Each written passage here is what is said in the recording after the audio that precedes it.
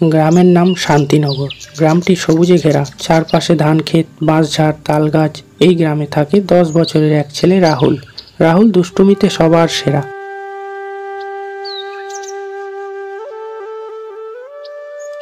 যাই গিয়ে দেখে আসি ছেলেটা আবার কোথায় খেলছে।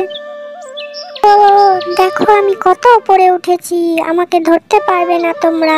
রাহুল তুমি কত উপরে উঠেছো, অনেক উপরে উঠে গেছো। একটু পড়াশোনা করো, সব সময় খেললে হবে? এই ছেলেটা যদি একবার বই খুলতো, সব সময় বন্ধুদের সঙ্গে গাছে চড়া, দৌড়ঝাঁপ, কাদামাখা। পড়াশোনা করলেই কি সুখে থাকা যায়? আমি তো খেলেই খুশি আছি। তুই একটু হলেও হোমওয়ার্ক কর, কাল মাস্টার মশাই বকবেন। কিন্তু রাহুল কানেই তোলে না কথা। তারপর সেখান থেকে রাহুলের মা বাবা রাহুলকে নিয়ে বাড়ি চলে যায়। গ্রামের এক প্রান্তে ছিল এক বিশাল পুরনো বট গাছ। লোকেরা বলে সন্ধ্যার পর নাকি ওই গাছের নিচে অদ্ভুত ঘটনা ঘটে। কেউ বলে আলো দেখা যায়, কেউ বলে ফিসফিসানি শোনা যায়।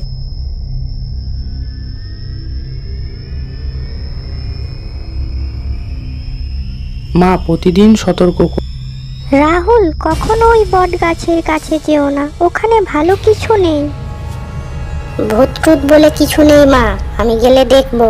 সেদিন বিকেলে বন্ধুদের সঙ্গে খেলতে খেলতে রাহুল হইচই করতে করতে চলে গেল পুরনো বট গাছের কাছে। গ্রামের সবাই বলে ওখানে ভূত থাকে।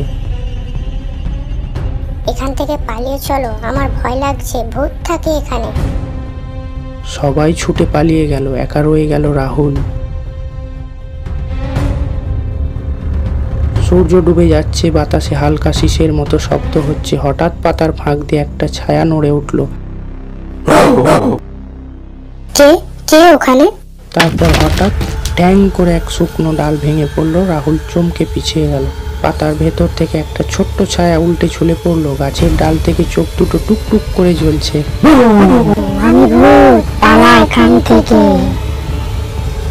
মাগো ভূত, আমি তোকে ভয় পাই না। আচ্ছা একটু ভয় পাই। হে করে হেসে গড়িয়ে পড়লো মাটিতে। তারপর বলল, আরে না না, ভয়ের কিছু নেই, আমি লিলিপুট ভূত, আমি শুধু মজা করার জন্য ভয় দেখালাম। রাহুল হাঁপ ছেড়ে বাঁচল। ও মা, আমি ভেবেছিলাম আসলেই ভূতুরে কিছু। ভয়ের দরকার নেই, আমি কাউকে ক্ষতি করি না, বরং শিক্ষা দিই। তবে তুই খুব দুষ্টু বাচ্চা বলে একটু ভয় দেখালাম। তুমি আমাকে ভয় দেখাবে? না রে বোকা, আমি তোর বন্ধু হব, তবে একটা শর্ত আছে, তুই আমার কথা শুনবি। শর্ত? সেটা কি? তুই যদি আমার দেওয়া 3টি কাজ ঠিক মতো করতে পারিস তবে আমি তোকে জাদু দেখাবো, আর যদি না পারিস তবে আমি তোকে একটা মজার শিক্ষা দেব। এই তো মজা, বলো দেখি কাজগুলো কি? প্রথম কাজ, আগামীকাল তুই গ্রামের বুড়ো ঠাকুমাকে নদী পার হতে সাহায্য করবি। সব সময় তুই শুধু খেলাধুলা করিস, কিন্তু সাহায্য করিস না। ঠিক আছে। পরদিন সত্যি দেখা গেল ঠাকুমা নদী পার হতে হিমশিম খাচ্ছেন। রাহুল দৌড়ে গিয়ে বলল, ঠাকুমা আমি আপনাকে ধরছি। আরে রাহুল, আজ তুই এত ভদ্র। বন্ধু বলেছে সবার কাজে সাহায্য কর।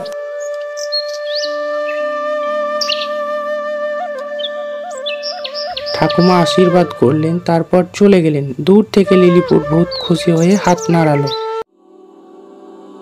সন্ধ্যায় লিলিপুট ভূত আবার এলো।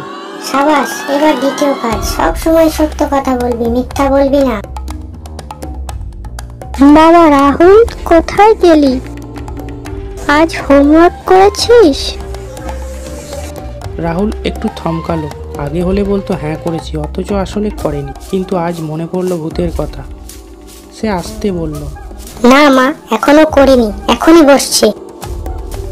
এ আজ কেমন কথা বললি, সত্যি বলেছিস? রাহুল মাথা নুইয়ে দিল। বাহ, সত্য কথা বলার জন্য তুই আমার সেরা ছেলে। লিলিপুট ভূত পাশ থেকে খুশি হয়ে বলল, ঠিক এইভাবে সত্য কথা বলতে হয়। তৃতীয় রাতে ভূত উড়ে এলো। রাহুল, শেষ কাজটা সবচেয়ে কঠিন, পড়াশোনায় মন দে, বই থেকে জ্ঞান নে, না হলে ভবিষ্যতে আফসোস করবি। আরে ভূতদা, এটা তো সবচেয়ে কঠিন কাজ, খেলাধুলো ছেড়ে আমি কেমন করে পড়বো?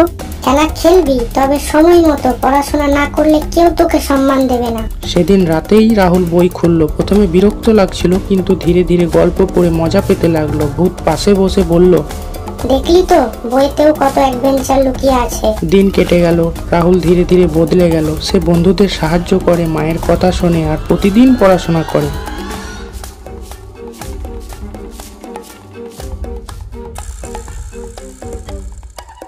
রাহুল, তুই এত বদলে গেলি কি করে? আমার এক বন্ধু আছে যে আমাকে শিক্ষা দিয়েছে। বন্ধুরা চারপাশে তাকায়, কিন্তু ভূতকে কেউ দেখতে পায় না। রাতে বট গাছের নিচে রাহুল গেল। সাবাস রাহুল, তুই 3টে কাজ সফল হয়েছিস। এখন তুই ভালো ছেলে হয়ে গেছিস। রাহুলের চোখে জল। ভূতদা, তুমি কি আর আমার কাছে আসবে না? যখন তুই খারাপ কিছু করতে যাবি, মনে কর আমি আছি তোকে থামাতে। আমি সব সময় তোকে দেখব। এই বলে লিলিপুট ভূত ধীরে ধীরে অদৃশ্য হয়ে গেল। রাহুল এরপর থেকেই গ্রামের সবার আদরের ছেলে হয়ে ওঠে। সে বুঝতে